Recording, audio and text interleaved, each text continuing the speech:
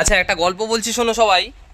একটা রানী নদীতে স্নান করতে গিয়ে তার মূল্যবান হীরের আংটিটি হারিয়ে বসে, এবং সেই আংটিটি যখন একটা ক্ষুধার্ত মাছ গিলে নিয়ে পালিয়ে যায় ওখান থেকে, তো এই ঘটনাটাই রানী তার রাজাকে গিয়ে বলে।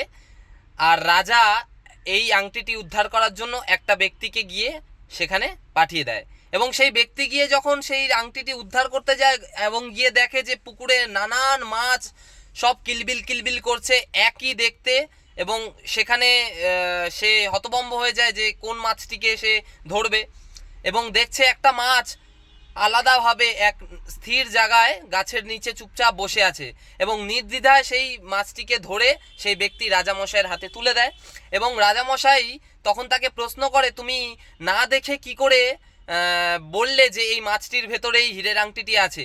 তখন সেই ব্যক্তি তাকে রাজামশাইকে বলেন যে আমরা যখন ধনী হয়ে যাই তখন আমরা নিজেদের আত্মীয় স্বজন অথবা নিজের প্রিয় মানুষদের কাছ থেকে একা থাকতে শুরু করে দিই। তো এটা একটা বাস্তব জীবনের প্রমাণ যে আমরা যখন টাকা পয়সা কামাই এবং আমাদের মধ্যে প্রচণ্ড ধনীভাব চলে আসে, তখন আমাদের মধ্যে অহংকারটাও প্রচুর পরিমাণে চলে আসে, এবং সেই অহংকার আর ধনীর কারণে আমরা নিজেদের মানুষদের পিছে সরিয়ে এবং নিজেদের প্রিয় মানুষগুলোর থেকে অনেকটা দূরে গিয়ে আমরা বসবাস করতে শুরু করে দিই এবং একাকিত্ব জীবন পালন করতে শুরু করে দিই। তো এটা আমাকে বলো যে কেরম লাগলো।